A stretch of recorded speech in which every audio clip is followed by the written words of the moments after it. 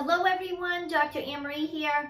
When I adjust your spine, the goal is to get you aligned by removing any nerve interferences so that your brain and spinal cord can communicate with the rest of your body at its optimal potential. We all have muscles that have been injured and tissue that's been injured, especially the older we are.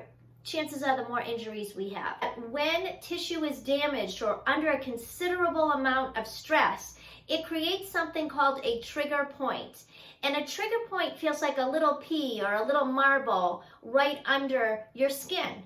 And when you touch it, it can be very painful. And it also, you might have some referred pain, like you could touch your neck and you feel a sharp pain in your shoulder. And that's because everything is connected.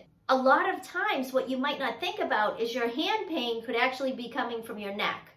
Or your posture is up like this, your neck's forward, gravity's coming down on you, and you're just misaligned all in through here, so the nerves that are coming down to your elbow are not working right. I have my orange, my little demonstration piece here. I have an arrow that goes up and down and one that goes back and forth. I love the number 8. 8 times usually does the trick. So you're going to take your Chinese soup spoon down, okay, like the soup's going to fall out of it, and you're going to dig up and down 8 times and back and forth 8 times. When you hit the sore spot, that's what you're going to do. How much pressure? About 5 to 10 pounds. So how much is that?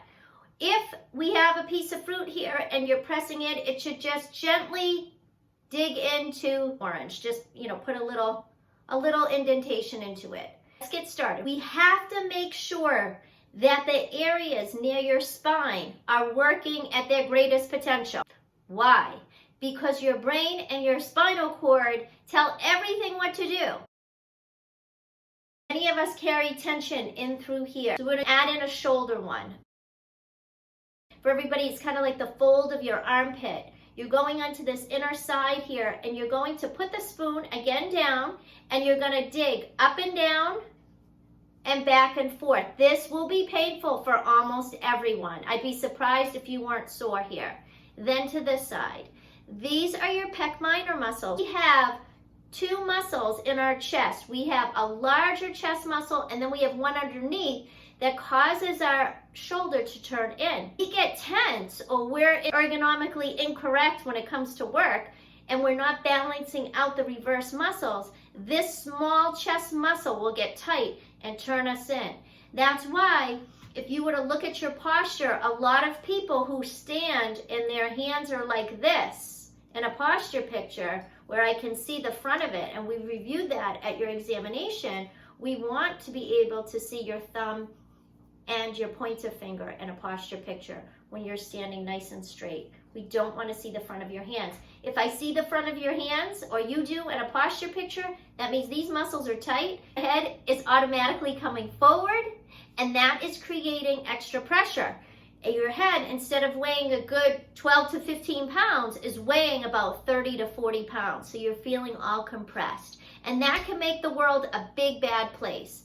So I want you to practice these. Again, to recap, you're going to go under your skull, up and down for 8, back and forth, up and down, back and forth. Here, behind this thick muscle, up and down for 8, back and forth. Those sore spots, really get them out. Do not do more than 8. Again, we want to break a reflex. So do this in the morning and do it at night, and this will help you. Then you're going to come up here, up and down, back and forth, up and down, back and forth, and then the side here. Up and down, back and forth, up and down, back and forth. Make good choices. Quick, easy things can reap great rewards for you. You just have to stay consistent. Remember, health is a choice. Choose to be alive and well.